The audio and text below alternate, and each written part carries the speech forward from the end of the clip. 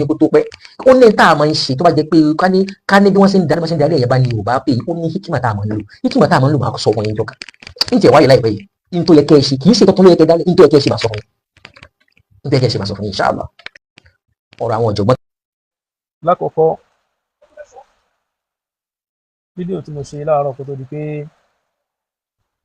mo lọ síbi ètò tí mo tún ní ibẹ̀ ni ìkan nínú àwọn olólùfẹ́ láti Ìlọrin wọ́n pè mí ó sì jẹ́ nínú àwọn tí àníyàn wọn dáa àwọn agbọ̀rọ̀ pè mí báwọn kí n má rẹ́spọ́ǹdì sí kọ́ wọn so a jọ sọ̀rọ̀ dáadáa a ṣàlàyé àwọn nǹkan kọ̀ọ̀kan fún ara wa lórí ọ̀rọ̀ yìí àwọn náà ṣe admit pé ọ̀rọ̀ tó wà nílẹ̀ yìí tó jẹ́ ọ̀rọ̀ rábítà ilẹ̀ Yorùbá yìí kò fi bí kankan kan lọ́rin lóòótọ́ títúmọ̀ sí pé gbogbo ẹni tó bá jọmọ lọ́rin gbogbo ẹni tó bá jọmọ lọ́rin tó bá wà ńbẹ̀ tí ìfẹnu kò bá wáyé lọ́dọ̀ àwọn àfáà tí wọ́n torí wọn dá nǹkan ilẹ̀ gangan nípìnlẹ̀ tí ìfẹnu kò bá wáyé látọ̀dọ̀ wọn wọ́n lè sọ fún kálukú pé ó gbàlú ẹ̀ lọ pé máa lọ ìlú rẹ̀ gbogbo ọwọ́ tó bá fẹ́ fi lálẹ̀ lọ́ máa fi lálẹ̀ ńlú rẹ̀ ńbẹ̀ bọ̀n kálukú náà mọ ọgbọ́n ká fẹ́ràn sẹ́nu ká wà tì ẹni tó ti mọ̀ pé tóun bá dé lu òun kò sọ́nà àbáyọ kankan wọ́n yà yí gbogbo ẹ̀ sórí Sheikh Adamu pé wọ́n fẹ́ ba lẹ́gẹ́sì Sheikh Adamu jẹ́ ni wọ́n fẹ́ ṣe nǹkan kan ní afáwa tí wọ́n pè mí Ọlọ́run dákun jọ̀ọ́ dá fún yín kódà ńgbà tá a fa ọ̀rọ̀ náà lọ tó káwọn láwọn ní èmi tí mo ń bá yín sọ̀rọ̀ yàrá àwọn olóyè Ìlọrin ni mí ara ilé ọba lèmi kíní kankan ẹ sì wá ń sọ pé ṣé lè bọ́ba sọ̀rọ̀ bẹ́ẹ̀ ṣé lè bá mọ́mù sọ̀rọ̀ bẹ́ẹ̀ mo ní àyíndà ní wàá padà wá jáde pé tó bá ṣe pé ní ohun tí mo fi sọ ló le sọ kí gbogbo ìlú látòkè délẹ̀ kẹ́ má bínú lórí ẹ̀ so wọ́n sì jẹ́ ń gbọ́yé àwọn nǹkan míì tó yẹ kí n gbọ́yé wọ́n jẹ́ kí n gbọ́yé pé ẹ bá lẹ́lòmíì tí bá ń sọ̀rọ̀ kódà kó jẹ́ nù Ìlọrin gan ní ń gbé ẹbí léèrè pé só fojú kan bá Ìlọrin gan rí ẹbí léèrè pé ipò òun ló dì mú Ìlọrin gan kódà tó fi mọ́ àwọn occasions tó máa ń wáyé nù Ìlọrin ẹni kọ́ lọ mọ́ àwọn fídíò táwọn èèyàn gidi fi ń pè é wá sínú ìjókòó wọn mo ní bẹ́ẹ̀ ni o ọlọ́njọ́ dáa fún ọmọ ìyá wa náà so ọlọ́run dákun mọ́jì nǹkan kọ́ sàníyàn wọ́n lọ àníyàn dáadáa wọ́n bá mi fà á mí náà ni ẹ pé àwọn ọmọ ìlú yín ni pé káwọn náà máa sọ ẹnu wọn bẹ́ẹ̀ ṣe pè mí ìlú ẹ̀kẹ́ ẹ ṣe pé Mọ́fàlútì náà pé wọ́n Mọ́fàlútì ìjọ tó bá ti fẹ́ sọ̀rọ̀ nípa àmọ́ọ̀mù ìlú kan àbọ̀ fẹ́ sọ̀rọ̀ nípa ọba ìlú kan fẹ̀kọ́ sọ mọ́jẹ̀ wọ́n máa rán ọ sí ọba tiwa pẹ̀lú tiwọ́ tó yẹ pọ̀ jámọ̀ nǹkan kan nínú ìlú mọ́jẹ̀ wọ́n máa rán ọ sí mọ́ọ̀mù tiwa lórúkọ tiẹ̀ tí wọ́n pẹ́ nìkan kọ̀ dá ọmọ nínú ìlú mo ní dáadáa Ọlọ́run bá aṣọ yín lẹ́sàn-án rí àmọ́ tẹ́ bá ti drop call mi tán yìí ẹ pè òun náà o so bẹ́ẹ̀ wọ́n á pè àbí wọn ò pé Ọlọ́run àlẹ́ àmọ́ Ọlọ́run bá ní san ọmọ ìyá wa náà ní ẹ̀san dáadáa Ọlọ́run dákun àwọn ọmọ tẹ́lẹ̀ kó lọ fún exam nígbà tẹ́ fi pè mí Ọlọ́run bá ní páàsì gbogbo wọn ẹ̀ ní sunkún kankan wọn bihaqqi la hawla wala quwwata illa billah mo dé láti ibi tí iṣẹ́ ọba adẹ́dà tó gbé wa lọ so àwọn túrálẹ̀ adé nǹkan kan akí magribi tán ẹ rí i pé ìṣá ìgbà tó ti ń wọlé bọ̀ so akí magribi tán ó ní fídíò yẹn ó wọlé sórí fóònù mi mo bá kílíkì sórí ẹ̀ mo á rí sẹ́mu àfà tí wọ́n ń pa ìtàn tí ó ṣe yí pé ní kọ̀ọ̀kan wọn lọ́wọ́ lẹ́sẹ̀ ẹ ti ẹ̀jẹ̀ ń sọ fún àfà ìgbà máa play fídíò wọn ìṣẹ́jú mẹ́ta náà la fídíò àfà yẹn kì í ṣe ń jẹ́ kí fídíò yìí ogun tásìkò ìṣá tí ò fi ní lọ púpọ̀ mọ́ mi lọ́wọ́ inú àfáà yìí mo rò pé wọ́n máa ń dánú ara wọn dùn bóyá nítorí kí wọ́n rò pé báwọn yẹn ṣe ń wo fídíò wọ́n rò pé gbogbo ẹni tí ń wo fídíò náà ló fọkàn báyàn lọ́fà láti máa sọ fún kálukú tí ó bá sọ̀rọ̀ kó sọ tí ó bá sọ lọ́jọ́ tí àwọn kan nílé kí ó kan tí wọ́n fẹnu géètì tọ́rọ̀ dílé ẹjọ́ kálukú ti máa rántí ọ̀rọ̀ yìí ọjọ́ tí ọ̀rọ̀ dílé ẹjọ́ ẹni tí wọ́n ń gbìjà kò dìde sọ̀rọ̀ ó bu ọ́dì kẹ́hìn wò wọ́n ni pé ìwọ ibi tọ́rọ̀ yín bá jọ já sí ẹjọ́ lọ́ máa rán lọ́jọ́ tí kan nu wọ́n jáde tó ní má bá mi sọ wọ́n kọ script fẹ́mi o tí wọ́n bá kọ script fún ọ o èmi mọ tí mò ń sọ o lọ́jọ́ náà bí ọ̀sà bó ṣe pariwo pé ọ̀sà ti fẹ́ pa àwọn òkè ní kankan wọn ò dìde sí i ṣebí sọ̀rọ̀ kan lóní tí ń pè wọ́n káàkiri tí wọ́n jáde sí i àfáà yìí ti ń sọ̀rọ̀ yìí pé Sheikh Adamu lọ́ra ilẹ̀ rábìtà yìí ìmúkọ yín ni o ìsìnmọ̀lú tẹ́ ti wá ká ní mo mú kọ yín bá dákọ̀ lóyún àbí kí n so kọ yín àmọ́ máa gbé fídíò yín wá ẹ mọ̀ sọ̀rọ̀ jáde lẹ́nu ìmọ̀ fèsì lé inú àwọn ọ̀rọ̀ tẹ́ tí wàá bẹ́ẹ̀ ṣe dìbọ́ǹkì ẹ̀ nípa ẹ sọ pé Sheikh Adamu lọ́ra ilẹ̀ rábìtà ṣe ìwà mẹ́ngbà náà ẹni wọ́n fi rìsíptì hàn yín ẹni tó sọ rúùtàn bẹ́ẹ̀ fún yín ó sì kó yín sínú wáhámù tẹ́ẹ̀ lé bọ́m̀bẹ̀ láyé ń bi tẹ́ bá déwájú Ọlọ́run lálẹ́ kìámà kí Ọlọ́run jẹ́ múrí bọ́ torí pé táyé pé rú nǹkan yín lẹ gbéṣẹ́ mi ẹ̀yin náà láwọn ọmọ kí ó tẹ́ mọ́ sọ rúùtàn òsì yìí fún pé Sheikh Adamu lọ́ra ilẹ̀ rábìtà níbo lọ́dún wo pẹ̀lú ohun rúrùn àtẹnu rúrùn yín tẹ́bí sọ pé àwọn àfáà nílẹ̀ Yorùbá nìbàdàn wọn ò tí ì lajú sí ká máa náwó sẹ́sìn gbà náà ọ̀rọ̀ dédèrè dé lẹ́sọ jáde o wallahi tẹ́ bá rẹ ní pé yín sákèsí nígbà tí máa lọ wórí péjì tó gbé ọ̀rọ̀ tí mo fẹ́ play wa wẹ́ẹ́ save kìíní kan Muslim Yorùbá àbí nǹkan tó máa rí pé ẹ ti máa ń dá sáwọn ọ̀rọ̀ míì mo rí tẹ́kọ̀ mufti àti mudiru mo á rí ibìkan tí wọ́n kọ episode 10 mo ní gbogbo episode 10 fi life yín ṣe yìí náà èwo ló túnú kankan lára àwọn tẹ́ ń bá sọ èwo ló túnú kankan lára àwọn ọmọ kí wọn tílẹ̀ bá tún mọ́ lọ́la ní ìsìn tí mufti bá sọ̀rọ̀ kan tó lọ síbi ọ̀rọ̀ tó ní ṣe pẹ̀lú tí bàbá yín ti sọ rí tẹ́lẹ̀ àwọn ọmọ yóò tún jáde wọn ó dìdìbò lugi sórí feed media nìyà so inta ba wala taktub bi khatika ghayra shay'in yasurruka fil qiyamati in tara afani al qawlu yabqa zamanan ba'da qa'ilihi wa sahibu al qawli tahta al ardi madfun bakana wasini al fi'lu yabqa zamanan ba'da fa'ilihi isala baba yi se kale ni se ti lọ wa sahibu al fi'li tahta al ardi madfun wo lo kù láyé nu wọn mọ́ àfàwọn díẹ̀ tán bá kù láyé náà bàbá ti gbà yìí sárúgbó tí wọ́n gan òní ti dé àwọn tí wọ́n jọ ọmọ tàná gbà náà wọ́n ti dàgbà lónìí ẹsì jẹ́ ń já yín sí kinní kan ọ̀pọ̀lọpọ̀ àwọn àgbàlagbà ńlẹ̀ Yorùbá tàná tán jẹ́rọ àwọn àfà táwọn sọ̀rọ̀ wọn yìí ìní wọn máa lo tẹ̀síkìrù fún àwọn tí wọ́n bá fẹ́ bá da nǹkan pọ̀ tí tẹ̀síkìrù yín bá máa àwọn àgbàlagbà tí wọ́n pe rọrọ tí wọn ò fẹ́ sọ nǹkankan tẹ̀síkìrù yóò mú àwa táwa dé yìí o tẹ̀bálẹ̀ nígbà wa náà ò ní já gbọ́ tó bá sà ti jẹ́ kórí mídíà yìí tẹ̀síkìrù yín tí wọ́n sàkalẹ̀ ńgbà náà tó fi di pé tọ́rọ̀ òdodo bá délẹ̀ àwọn àgbàlagbà tí wọ́n mọ̀ òdodo sì máa jáyà àtọ́lọ́n bá sọ fún ayé pé ní àwọn tí wọ́n ti lọ ká máa ṣàdúrà pé rabbana la taj'al fi qulubina ghillan lil ladhina amanu alladhina sabaquna bil iman tí wọ́n ṣáwájú wa lọ níbi ìmánì kéèta lọ́lọ́ba dẹ́dà ní ká bẹ́lọ́n kó mọ̀ sílẹ̀ mi wá sí wọn torí pé umma ni wọ́n tilka ummatun qad khalat laha ma kasabat wa lakum ma kasabtum wala tus'aluna amma kanu ya'malun inú iṣẹ́ tí wọ́n ṣe lè rí aláwọn sọ fún ìjọ náà pé àwọn bàbá yìí gbọ́ yé pé Sheikh Adama nígbà náà wọ́n è ṣe ara Ìlọrin ni wọ́n è ṣe lẹ̀ Yorùbá ń bì bàbá yìí náà ṣàbòsí wọ́n ṣàbòsí wọn ò pera wọn ní pé àwọn làáfàá Yorùbá wọn à pera wọn bẹ́ẹ̀ ẹ̀yin ọmọ iná ẹ̀lẹ́dẹ́ tẹ̀ ń da gbogbo nǹkan rú Sheikh Adama délùú Ìbàdàn wọ́n bá wọn àfà ń bẹ̀ tí wọ́n ti ń lo ìjà àfà wọn lọ nílùú Ìbàdàn àbáwọn èèyàn ọmọ ibi tí wọ́n ń pè ní Ìbàdàn torí pé àwọn bàbá wa yìí wọ́n yé sapẹ́pẹ́ bá a dẹ̀ sí jogún rẹ̀ lára wọn nìyẹn wọ́n yé sagbájá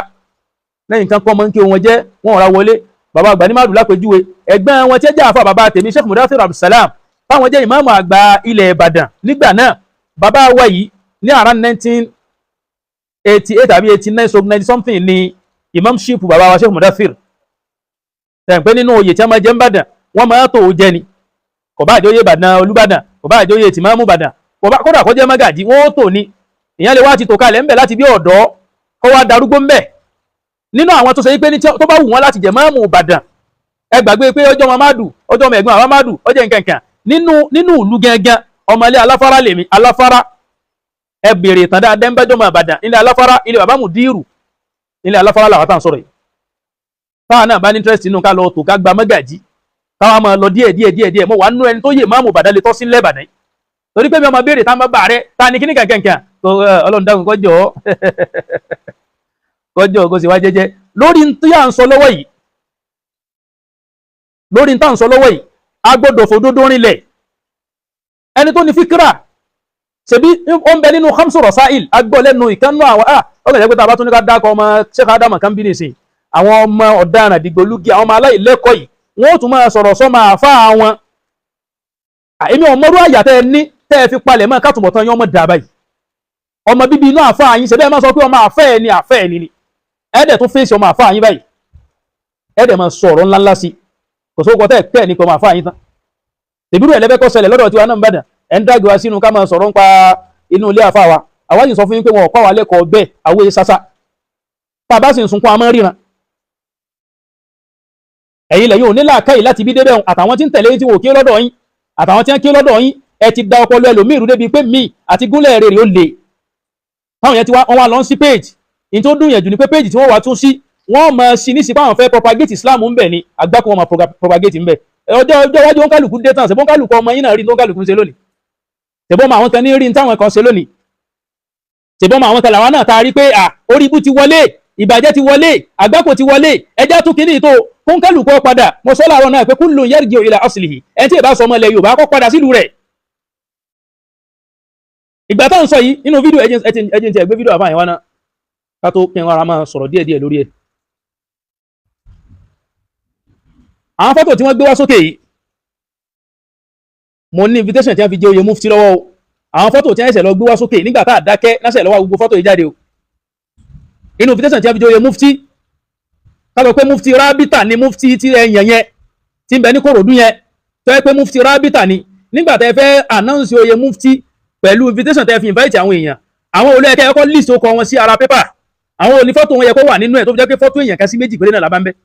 gbogbo àwọn bá ti ń bẹ lókè yìí fọ́tò èèyàn kan àbí méjì inú wọn ló wà ń bẹ fọ́tò Sheikh Murtada Abdulsalam tí wọ́n jẹ́ olórí gbogbo ẹni tí wọ́n ń pè gbogbo ilé kéwú olórí gbogbo ilé kéwú mo ti correct mọ́fà lùtí láàárọ̀ pé kìí ṣe olórí gbogbo olùkọ́ ni wọ́n jẹ olórí gbogbo tí wọ́n ń pè nílé kéwú gbogbo àfíàsì tó bá ti wá látọ̀dọ̀ àwọn onílé kéwú bàbá yìí ni wọ́n yàn yìí pé kó máa ṣe kíni o kó máa dáhùn fún gbogbo àfíàsì bá ti ń jẹyọ látọ̀dọ̀ gbogbo àwọn àìmọ̀ àwọn àfáàlú àwọn àfáàrátìbí màá gbé constitution kan jáde náà constitution wọn ní tó fi yé Sheikh Mudathir Abdulsalam ni wọ́n ní kó máa dáhùn fún ààrí orúkọ Sheikh Mudathir ń bẹ ààrí orúkọ àwọn àgbàlagbà àbàdàn ń bẹ lẹ́yìn tá àfáà yìí ń sọ pé kíní kẹ̀kẹ̀kẹ̀ in tí ò yí àfáà yìí ní ń sọ in tí ó sì dájú nítorí pé ọmọ Ìlọrin náà làfáà ti ń sọ̀rọ̀ yìí náà kí á dúró ká máa yanjú ọ̀rọ̀ Ìlọrin ẹ kàn já máa tanubá ní tí ò yẹ ká tanubá ni ọ̀rọ̀ tí ń bẹ́lẹ̀ ní ìsìnkọ̀ káfà yìí kò gbábi kẹ́kẹ́ kàn wọ́n ẹni wọ́n sọ bí tí wọ́n ti relate mọ́ rọ́bítà torí pé àwọn relate mọ́ la fi ń sọ̀rọ̀ táà bá tẹ̀ wá relate mọ́ ọmọ Yorùbá lè mi ilẹ̀ Yorùbá náà bèmí sí wọn ò bí mi bì kan kí wọ́n á ní mo wá ara lẹ́ẹ̀bì kan ilẹ̀ Yorùbá wọn bèmí sí ní tí wọ́n sì ń pè ní tí wọ́n torí ẹ̀dá kìíní ìlẹ́nu pẹ́yìn tí wọ́n bí ilẹ̀ Yorùbá tẹ̀ já àfà nílẹ̀ Yorùbá àwọn àbákọ̀ kan gbà náà tí wọ́n mú fíkìrà yìí wá sí gbogbo àgbàlagbà Ìbàdàn lọ́gbà ni gbogbo wọn kọ́ ni wọ́n tẹ̀lé fíkìrà yìí náà àwọn tí wọ́n tún wá tẹ̀lé fíkìrà yìí náà nísìnyí tí báwọn náà lẹ̀ fún wọn ní ẹ̀tọ́ wọn ibo lẹ fi i'ta'u kulli dhi haqqin haqqahu wa mustahaqqahu ibo lẹ fi yóò sí tó lẹ́ni tọ́rọ̀ yóò bá yé ọ̀tọ̀ ní nǹkan tí yóò mọ̀ sọ kò ní yé kò ní mọ̀ tán sọ ẹ dá oríire padà sọ́dọ̀ àwọn olóríire bí wọ́n ṣe ń dá oríire padà sọ́dọ̀ bàbá yín pé ẹ ṣeun o tá a bá fàgò fún kinní kan a máa jókun rẹ̀ lẹ̀ ẹ ti mú fíkìrà wá ẹni wọ́n sọnù fídíò yẹn wá gbọ́ àgbàǹlarọ́ ọlọ́lọ́mọ ẹni tí ń sọ àwọn ìtàn òfò ifá ẹ wá gbọ́ tó àbáyé sọ. ọ̀rọ̀ àwọn ọ̀jọ̀gbọ́n kan ni wọ́n ní backbiters will always be at the back. òun ni ọ̀rọ̀ àwọn apá kan náà yẹn wá láti. so n tá a bá kọ́ sọ ń bẹ̀rẹ̀ pé backbiters yẹn mò ń bọ̀ wá sọ̀rọ̀ nípa fídíò yìí lórí ẹ̀ zọ́nù làfáà fi ń sọ̀rọ̀ fa. eléyìí tí wọ́n lọ darapọ̀ mọ́ rọ́bìtọ̀ tọ́lọ́tẹ̀ tí wọ́n dálẹ̀. nígbà èyí tí bàbá Sheikh Adam Abdullahi dálẹ̀ wọ́n jẹ́ initiator yìí. àfáà má dàrú lára àwọn nǹkan tá à ń sọ fún yín pé kẹ́ ẹ lọ correct nìyẹn ó ní bí wọ́n ṣe máa ń gbé Yorùbá kalẹ̀ kó o sọ pé ní ìdí Sheikh Adam dálẹ̀ nígbà kó o sọ pé gbà pé nígbà wọn dá mọ́ríkàsì ilẹ̀ ni ìyàtọ̀ ń bẹ láàrin méjèèjì ọ̀tọ̀ níbẹ̀ sì máa sọ tán bí wọ́n ṣe dáyùn náà lẹ̀ ẹ̀yin lẹ́jọ́ máa wọ̀yùn lọ nígbà tẹ́ ń sọ̀rọ̀ bí wọ́n ṣe dá máàdù náà lẹ̀ ní tí gbogbo yín pariwo káàkiri náà ni pé fáríwò lè ké oyin ni máàdù àgbákò rọ́tẹ̀ máa ń pa káàkiri gbogbo tó bá sá ti da lẹ́ẹ̀mọ́ ti sọ́dọ̀ ara yín ó sì da àmọ́ ẹ máa là níwọ̀n bá ń tí gbìyànjú yín bá dé ń bẹ̀ mo ti nílé ké o àmọ́ inú àwọn èèyàn wa tá a jọ rìn oní Sheikh Adam nígbà náà ní títẹ̀ gbé wa ẹ̀yin ti ń lo àwọn sílábọ̀ ìtẹ́ ń gbà wá láti Cairo mo ní lọ́wọ́ o ọ̀rọ̀ tí mò ń sọ èké mo ní ọ̀rọ̀ lọ́wọ́ ni o Sheikh Murtada Abdulsalam ṣe iktibasul manhaj o nìkan náà ní tọ́jọ́ dà wọ́n papọ̀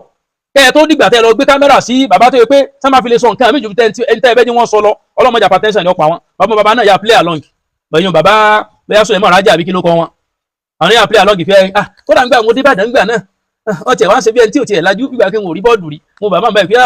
Ọlọ́run yọ yín ẹ̀yin alọ́ sọ tí ò yẹ kẹ́ ẹ sọ ẹ dáràn láyé yín nù àwọn kálukú náà mẹni tí wọ́n bá deal bẹ́yìn ọba mẹni tí wọ́n bá deal àwọn tí wọ́n bá wọn deal máa rú ẹni táwọn bá deal ó lè mọ yẹyìn ṣògbó ló ń pé ẹ̀ṣẹ́ àdámọ̀ dálẹ̀ òun ẹ yókù ń bẹ̀ irọ́lẹ̀ ń pàmbí eléyìn ẹ sòdodo Sheikh Adam kọ́ ló dárọ́ bí tààlẹ̀ Sheikh Adam mú fíkírà bọ̀ ó bá wọn àgbàlagbà bàbá yìí Ọlọ́run foríjì mi mẹ́jẹ lọ ó bá wọn àgbàlagbà wọ́n bá wọn àgbàlagbà ẹ̀dàkùn sọ́bùkù lìsàn ni o wọ́n bá wọn àgbàlagbà níbi táwọn náà ti ń ṣèjìrórò kankan lọ́wọ́ wọ́n wá ní ẹ dúró àwọn àgbàlagbà ń bàdàn ṣé ẹ̀ máa ti ń pè ń bàdàn ni Ìbàdàn níbi kẹ́ tí ń sọ ọjà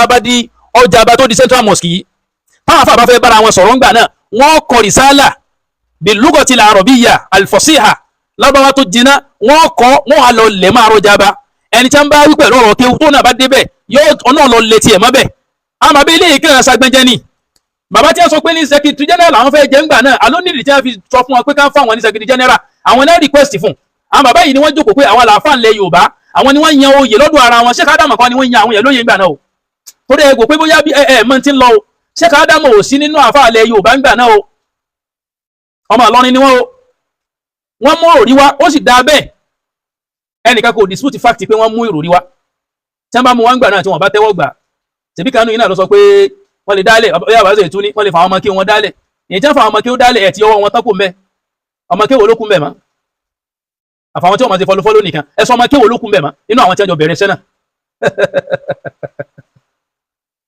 ìlú Ìbàdàn sí ibẹ̀ ni bàbá ẹ̀sìn ní òbí wọn bẹ Sheikh Adamu sí wò kí ń bàdàn ni ajẹ́pẹ́ ìlú àfa àwọn nìbàdàn ìlú àfa àwọn bóun lẹ sí wá rò pé Sheikh Adamu ó wà á fẹ́ mọ́ rí ìlú Ìbàdàn fín wọ́n á máa là láwọn àfa Ìbàdàn lọ́wọ́ ẹ lọ yẹ̀wò sọ́tún sósì nílùú àfa àwọn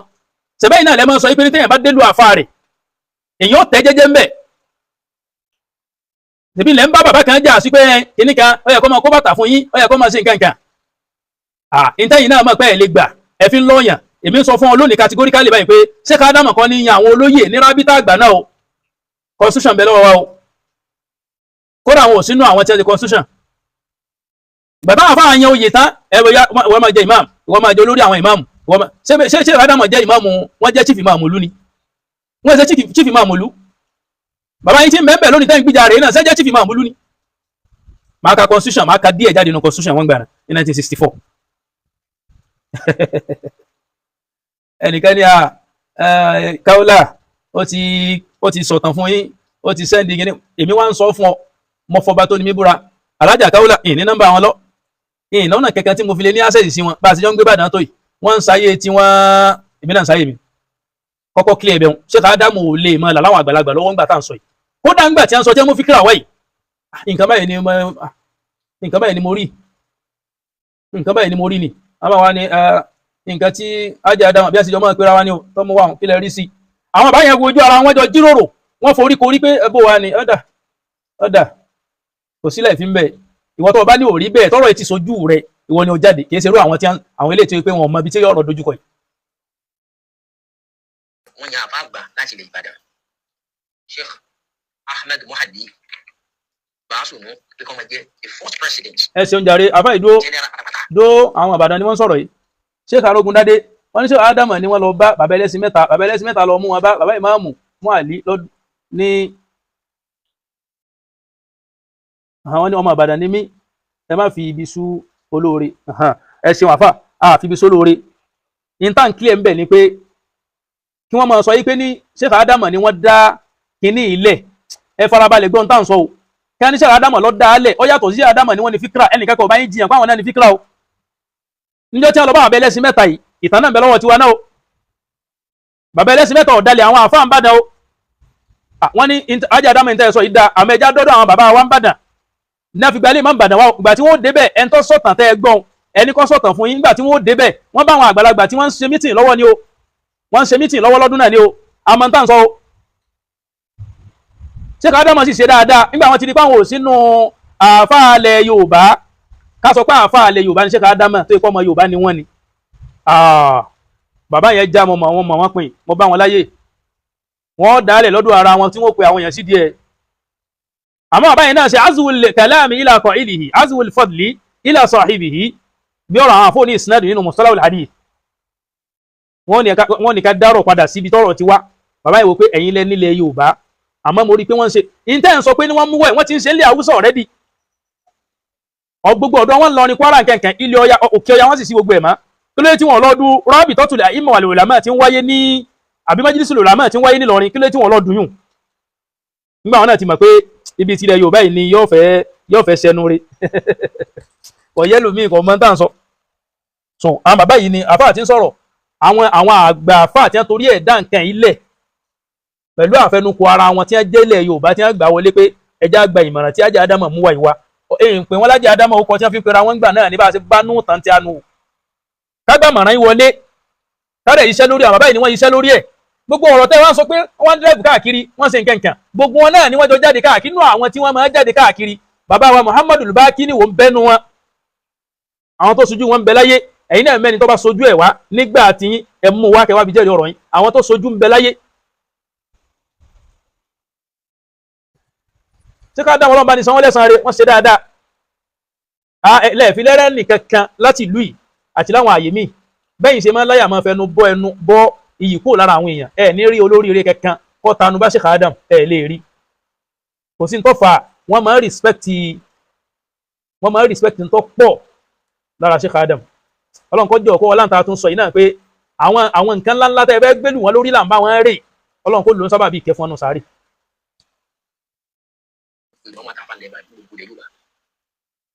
wọ́n bàbá wa Sheikh Ahmed Okiare káwọn náà máa jẹ́ mufti àkọ́kọ́ gbogbo ilẹ̀ Yorùbá Allahu Akbar. wọ́n bàbá wa Sheikh Burhanuddin Sanusi Alaka nílẹ̀ Ìbàdàn náà látọ̀ tí mú wọn náà káwọn jẹ́ wakilul muslimin gbogbo ilẹ̀ Yorùbá. wọ́n tún wá mú bàbá wa Sheikh Murtada Abdulsalam wọ́n jẹ́ bàbá tó ní márùn ilé kù wọn ní Ìbàdàn káwọn máa jẹ́ olórí gbogbo àbá nílẹ̀ Yorùbá. ìbéèrè wa ni ṣé ibi ìjọ ọlọ́tẹ̀tẹ̀ lọ yìí ìjọ ìlẹ̀gbà pírẹsidẹ́ntì wà ní fáwọn arábàdàn lọ́dọ̀ àwọn aráàlú. ẹ jọ ṣé fẹsẹ̀ àfáà yìí ń jáde sáyé. wọ́n ti kọ́ nígbà táwọn fẹ́ pé oyè gbàǹkó lọ́kọ́kọ́ yàn nígbà wọ́n yàn ọkọ̀ wàásù ìnáwó yàn wọ́n yàn wọn láti gbogbo ilẹ̀ Yorùbá ní kọ́ náà fi sọ́dọ̀ ilẹ̀ Yorùbá ẹ̀wọ̀ sí ewu Sheikh Adam sí ẹ̀wọ̀ tẹ́yìn wò. wọ́n ṣe yẹn tán wọ́n tún fẹ́ yan mufti ọlọ́pàá mílíọ̀nù sí wọn wọ́n tún yan mufti náà ní Yorùbá kan náà wọ́n yan olórí àwọn tàwọn. ẹ jọ ṣé fẹsẹ̀ àfáà yìí ń jáde wàlúù sálàm sọ́gà ni omi wà nù kéyìn voice àfáà tí mò ń play ẹ̀dá kùn ṣe ń jáde tí bá ń jáde kí n kankan mọ́ sí ó nígbà tí ọba Olúwo yan mufti wọ́n yan níwò wọ́n yan waziri wọ́n yan níwò nígbà náà sí àforúkọ rọ́bítọ̀ 2026 sí àfi yan mufti ni torí àbòjítà ẹ̀fẹ́ sí òjẹ́ ẹmọ tẹ́ǹsì mọ́ sórúkọ rọ́bítọ̀ wọ́n fi yan mufti sórúkọ rọ́bítọ̀ ni wọ́n fi yan ẹ̀yin náà wò nǹkan sórúkọ rọ́bítọ̀ ṣé ni wọ́n fi yan waziri ọba Olúwo yan wazir àti mufti gẹ́gẹ́ bí ipò tó yẹ káwọn ọba wà lọ́ba mùsùlùmí bí irú ọba lókè lọ́nà náà nígbà wọ́n yan mufti ìbọba lọ́yàn nígbà tí wọ́n yan nígbà tí wọ́n yan ìmáàmù tí wọ́n tẹ̀ yà nísìn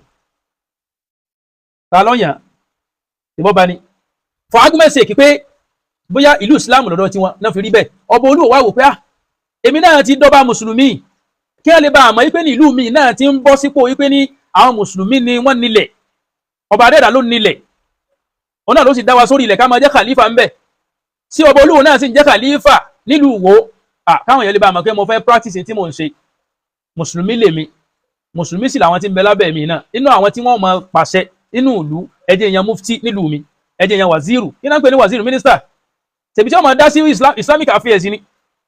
èyí ò ní wọ́n yàn án kò sí ní í ṣe pẹ̀lú rọ́bìtà tí ń bẹ ńlẹ̀ yìí tó jẹ́ 2026 rọ́bìtà tó ti wà registered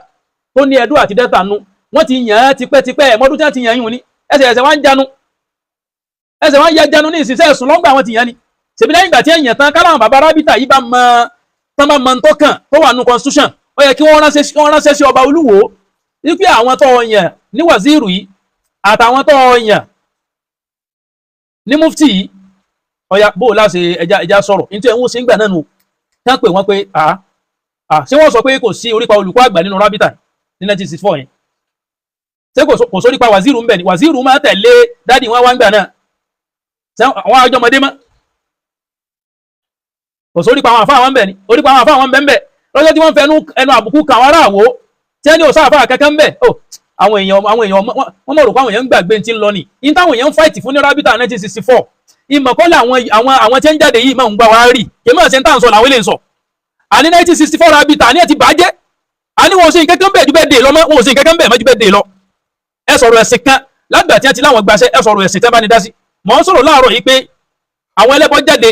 wọ́n ń takò Islam wọ́n ń takò àwọn àfà wọ́n láyà wọ́n ń gbé fídíò àwọn àgbààgbà àfà ńlẹ̀ Yorùbá jáde kódà wọ́n gbé fọ́tò Sheikh Sazili tí wọ́n ti ṣe àwọn tọ́dún Sheikh Sazili ti lọ wọ́n gbé fọ́tò Sẹ́bìlì Bayan wọ́n gbé fọ́tò gbogbo àwọn dr sọ́ọ̀bù nǹkan wọ́n gbé fọ́tò wọ́n pè tán náà àwọn tí wọ́n jẹ́ gbàgbà pé ṣé àlérí nǹkan kan ṣe sí nǹkan yìí ni ṣebí jókòó tí wọ́n dákalẹ̀ fún rọ́bìtọ̀ àwọn àfà ṣebí àwọn ló yẹ kí wọ́n fèsì fún ìgbà ìjọba ẹ bá ní ìka constitution jáde ní ìṣẹ̀ṣẹ̀ tẹ́ gbọ́ àwọn mo fẹ́ káàfà yọ̀ kan èyí fẹ́ sàbòsí àfà yìí láti sọ tẹnu wọn. ọmọdé mo fi gbogbo ilẹ̀ Yorùbá wọ́n sì nílẹ̀ Yorùbá wọn ò ní bá dẹ̀ kan fún yín o sáwọn tí wọn ò fún yín méjì yẹn tí wọ́n fẹ́ fún yín ní president general baida will always be at the back ṣe rí nǹkan kí ni wọ́n bá dẹ̀ kan wọ bẹ̀yẹn lónìí kọ́jọ́ ìrìn òun lè fún wọn wọ́n ti pètò tí wọ́n ẹ̀yìn lẹ́ẹ̀mọ́ káyọ̀ mọ̀ wò náà ṣe bójú rè é. ẹ jẹ́ ń bá ìdádó mẹ́rin kí n fi sáré rándọ̀ ọ̀rọ̀ mi. So ní sókí ń tá a bá ń sọ ń bẹ̀ ni pé Ànábì ní iyyakum wa dhann fa inna dhanna akdhabul hadith. Gbogbo tí a máa ti ń pè ní àbá in tí ò sójú àfá yìí ṣé ẹ̀rẹ́ tó lè máa parọ́ mọ́ tí ò sójú rẹ̀ ń bí eléyìí ṣé kò ní parọ́ mọ́ tí wọ́n ti dálẹ̀ tó ń gẹ́gẹ́ òtí ìmọ̀bí tó wà ń gbà náà. Ètí ẹ̀ sì dáyẹ̀ lọ́wọ́lọ́wọ́ walillahi alhamdu mọ́ mọ́ in tí ṣẹlẹ̀ ń bẹ̀ lọ́wọ́lọ́wọ́ báyìí 100% ẹ̀ mọ́ mọ́ àti mufti ilẹ̀ Yorùbá àti bàbá wàzírù ilẹ̀ Yorùbá tọ́bọ̀ olúwo yàn wọn ò dá sí nǹkan kan lórí ọ̀rọ̀ Rábítà 2026 kódà wọn sọ ń ta gbangba báyìí ni pé gbogbo tí wọ́n máa ń pè lóye ibẹ̀ ẹ má pín káwọn ìtọ́lọ́ ní ọjọ́ náà sí ìbò tàwọn iná ní tí wọ́n ti fún àwọn nílé ọba yìí ilé ọba náà ti gbóye bẹ́ẹ̀ náà gbóye ilé ọba lọ́dọ̀ yín ìtọ́ba náà ti sọ lọ́dọ̀ yín sẹ́nìkan bẹnu yín tí ó ẹ ń bá bẹ ọ̀dọ̀ yín náà lẹ ti takọba ọ̀dọ̀ yín náà lẹ ti ní kọ́bọ ọgbẹ́nu sọ̀hún ọ̀dọ̀ yín náà lẹ ti ń bólóyè ọba jà ọ̀dọ̀ ẹ̀yin kẹ́yìn náà lẹ láyà kẹ́ ẹ máa tákù àwọn ará ilé ọba àwọn èsè bẹ́ẹ̀ nílẹ̀ Yorùbá ń bí tó ẹ̀rí pé ń gbà kí wọ́n sọ pé Ghana must go ẹni tí ì bá sa ọmọ ilẹ̀ Yorùbá tó ti wá nímọ̀ tí bá ń bẹ ilẹ̀ Yorùbá kó padà sílùú rẹ̀ àjòjì must go ìtẹ́ ẹ̀ṣẹ́ tó ẹ má torí pé wọ́n ara lẹ̀ sínú Èkó àbẹ́ ra lẹ̀ sílẹ̀ Yorùbá lẹ́wọ́n ń dalẹ̀ Yorùbá láàmú gbogbo ń tẹ́ ẹ̀ ráyè fọwọ́ lálẹ́ irú ẹ̀ nílùú tí wọ́n ti bí yín ẹ wá wọ́ọ̀lù ń lu ẹ̀ mọ̀ dalẹ̀ rú àbá yìí àbá gbogbo ń tẹ́ ń dá o àbá ni gbogbo ń tẹ́ àbá tí ò nítumọ̀ kìnnìkan Rábítà ọ̀tẹ̀ tí wọ́n dálẹ̀ tá sọ fún pé Rábítà ọ̀tẹ̀ wọ́n pe nǹkan wọ́n fi ẹjọ́ àǹdẹ takún nǹkan lẹ́nu ìgbà tí wọ́n ṣe inauguration nǹkan ẹ̀ràdùn nǹkan tí wọ́n ti dá sí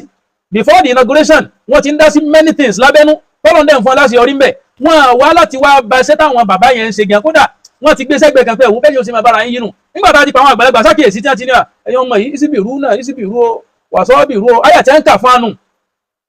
mo wà ń bẹ̀ jọ́nà àwọn ẹ̀mọ́ Ìbàdàn bẹ́ẹ̀ bàbá mi ni wọ́n bàbá kékeré ọlọ́sọ̀ bẹ́ẹ̀ bẹ́ẹ̀ ṣebí mítì yẹn pẹ̀lú bí wọ́n ṣe wá sùúrù tó ṣebí ló bí ìtọ́jáde tí wọ́n sọ̀tàn ẹnìkan ní sọkúsọ tí wàhálà dé fọ́pọ̀ yán ni tí wọ́n mọ̀ pé kèé ṣe ọmọ máàdùn ní kékeré ọlọ́sọ̀pọ̀ ọmọ kàláṣí ni wọ́n àyèdàtẹ́ ẹ̀yọ fún àwọn kàláṣí náà Rábítà ilé ìpẹ́ àkọ́kọ́ gbogbo ilẹ̀ Yorùbá àyèdàtẹ́ ẹ̀yọ fún mẹ́ so àfá àti ṣe episode ẹ̀bá àti episode 1 million kò lè ran kẹkàn ogun tẹ́ǹsọ̀ níjọ́ dájú ní kẹra fèsì nǹkan mìíràn ayé yín àbíkọ́ pé fídíò mi tẹ́ bá ṣe ẹ kọ́kọ́ sọ ọmọ ìlú òní yín tẹ́ bá ti wá sọ ọmọ ìlú òní yín á wàá gbọ́ yé pé ìlú yín kí ni wọ́n rán bẹ̀ kí ni wọ́n rán lù yín gan tàbá tí wọ́n mọ̀ tí wọ́n rán bẹ̀ ẹni wọ́n sáré mú constitution yìí wá ká mọ̀ fẹ́lẹ́ yìí ṣèdágbére so before the constitution ẹ wá wo mi o wọn rè mọ́sọ̀rọ̀ náà láàárọ̀ wọ́n ní the rules and regulations of the League of Imams and Alfas so Western region tí wọ́n lò ń gbà náà state Nigeria onuba bẹ́ẹ̀ ni ẹ ti rí báwọn we are here to work for the betterment of the ummah iná sì láwọn bàbá àtànáyì èyí torí ìkówó jọ àbí torí àṣẹ bẹ́ẹ̀ dé nǹkan nǹkan kọ́ wọ́n fi dálẹ̀ wọ́n láníyàn tó dá ń bẹ̀rẹ̀ fa ohun rèé ẹ̀dákun ṣe kí ní ìclear kájọ wá máa kàálẹ̀ ọkọ̀ kan ẹ ti rí wọ́n ní rules and regulations ẹwọ rule 1 wọ́n ní the name of this organization shall be known and called Rabitatul A'imma wal Ulama League of Imams and Alfas Western States because Alfa become imam who leads Muslims and community wọ́n ní táwọn fi pè ní Rabitatul A'imma wal Ulama ní pé àwọn àfáà náà ni wọ́n padà díkẹ́ ní wọ́n di imam ẹ máa bọ̀ sí rule 2 headquarters the headquarters of the league shall be at its secretariat at Bodija Ibadan ẹ ti di báwọn ibẹ̀ náà ló sí wa ó ibẹ̀ náà ló wà ń bàdàn ó so ìjọ tí ọjọ́ tó wọ̀ bí bá tẹ khamsu rasaili Sheikh Adam ìmọ̀ àkà jáde ń bẹ̀ pé ìrọ́lẹ̀ ń pa Sheikh Adam ò ní nǹkan kan nínú ilẹ̀ tí mẹ́rin Rábítà ti ń kọ́ sí secretariat Ìbàdàn wọn à ní nǹkan kan bẹ̀. Rule 3 aims and objectives sátidé the aims and objectives and objects of the league shall be to unify all imams, alfas, Arabic teachers, and preachers in the state. Someone sọ pé in Kwara State, in the state, ní Western region tí wọ́n ń bẹ, táwọn afá alẹ́ Yorùbá ń bẹ ń bẹ. To unify them, nínú. Ẹlẹ́ẹ̀kejì, to demand their rights, ẹwọ bí yẹn o, to demand their rights from the nation and government as official spiritual leaders of Muslim. So yàtọ̀ sí tí Olúwo tó fi ṣàjá àwọn Rábítà 2026 yìí. So yàtọ̀ sí tí Olúwo fi ṣàjá àwọn. In tó ìsúnmọ́jú ní kí rule and regulation ilé mẹ́sì lọ́wọ́ Olúwo yẹn. Àmọ́ torí ọba Mùsùlùmí wo bí ìlú ṣe ń lọ muqtadul hal. Ṣe bẹ́ẹ̀ ṣe bàlágà. Àfikà kà máa jánu kẹ́ máa kẹ́ mọ́ tí ń lọ. In tí máa ń lọ ní mura'atul waqi' in tí ń ṣẹlẹ̀ lọ́wọ́lọ́wọ́. Wọ́n á tún máa pè ní current affairs. Kí ni lọ lọ́wọ́? In tí ń lọ lọ́wọ́ ni pé gbogbo agbára tí Mùsùlùmí ọba àrí kó ní. Tí ó bá ti lọ́wọ́ ìjọba nú agbára yìí ò ní tó agbára. Bàbá yìí tí wọ́n ti fọ̀ sí rẹ̀. Wọ́n ní to demand their right. Káàfó ò lè bá a máa jà fún ẹ̀tọ́ wọn from the nation. Lọ́wọ́ àwọn aráàlú and kini and government àti lọ́wọ́ ìjọba as official spiritual leaders of Muslim. Pé kó lè bá a jẹ́ tí ó ṣe é máa gbà officially. Tí ò ní kàn jẹ́ pé ẹ bá ní ráwọn èèyàn Mẹ́kà. Ẹ bá ti ra mọ́tò fáwọn àfáà ó ti tán. Ẹ jà fẹ́tọ̀ yín. See, to set up a certain committee to look after the welfare of mosques, Arabic teaching and Islamic preaching. Ìgbà tí wọ́n sọ fún yín pé àwọn tí ń ṣiṣẹ́ lọ́wọ́ yìí wọ́n fail. Ṣé wọ́n parọ́? Àti kàdí mẹ́ta lọ sí rẹ̀ láǹkà yóò sí rule 3 rẹ̀ o sí rẹ̀. Wọ́n ní láti lè set up certain committee àwọn ìgbìmọ̀ kan tí wọ́n máa look after the welfare of mosques. Kí ni lọ ní àwọn mosques torí pé plural ni wọ́n lò wọ́n lò ní singular mosques. Àwọn mosques tí ń bẹ nílẹ̀ Yorùbá. Ṣé initial central mosque sínú mosque tí ń bẹ nílẹ̀ Yorùbá. Committee wo lẹ́rí tí wọ́n gbé kalẹ̀ tó lọ sí initial. Ẹ mú committee kan jáde wá kó tó dijọ́ tí Sheikh Labib Lagbaji ọlọ́mọba ní sàlékún dáadáa wọn kó tó di wípé wọ́n lọ sí initial láwọn ṣe program kan tí wọ́n bá nǹkankan lẹ̀ ń bẹ̀ tí wọ́n fi wá lo jàlálíyà Agbaji ń bẹ̀ pé ẹjẹ́ mi náà ti ẹ̀ sílé yìí náà. Lẹ́yìn ìgbà tí wọ́n ṣe yùn tán committee wo ni Rábítà gbé dìde iṣẹ́ wo ni wọ́n sì ṣe ń bẹ̀ sáà gbúrò mọ́sáàsì gan dòní. Nínú wọ́n ní to set up a certain committee to look after the welfare of mosques, Arabic teaching and Islamic preaching. Ẹ bá wọn kan ọ̀rọ̀ mosque ní ẹjẹ́ ń sọ central mosque Ògbómọ̀ṣọ́ ṣé kò sínú ilẹ̀ Yorùbá. Nígbà tí wọ́n Ògbómọ̀ṣọ́ ń fèsì gbogbo àwọn kẹtẹ́ ń fèsì. Ìjọ tí àwọn tí aláwọn lọ láti Rábítà, ìjọ tí aláwọn débẹ̀, wọ́n lọ bà nǹkan jẹ́ sí ni wọ́n tún kan sí. Jáde kọ wá di bọ́ǹkì. Wọ́n bà nǹkan jẹ́ ń bẹ̀ ni. Ká mọ̀ lọ dáa ju bí wọ́n ṣe lọ. Torí pé ńgbà tí wọ́n lọ fẹ̀ tó power ní ẹgbẹ́ lọ. Fẹ̀ tó power. Wọ́n kàn gbẹ́jọ́ ibì kan. Inú tí ń bí wọn sí apá kejì, wọ́n da ogun ẹ̀rú ní bí ogun ọ̀bá yẹ yín, ó yẹ yín jọ tí wọ́n sọ pé ọmọ àparò. Ọmọ àparò, ìfẹ́ bí wọ́n ti rọ́ ọmọ àparò. Nígbà tí ẹni tí èso ọmọ Yorùbá bá ń pe ọmọ ilẹ̀ Yorùbá lọ́mọ àparò, ẹ̀rí pé nǹkan ti bàjẹ́.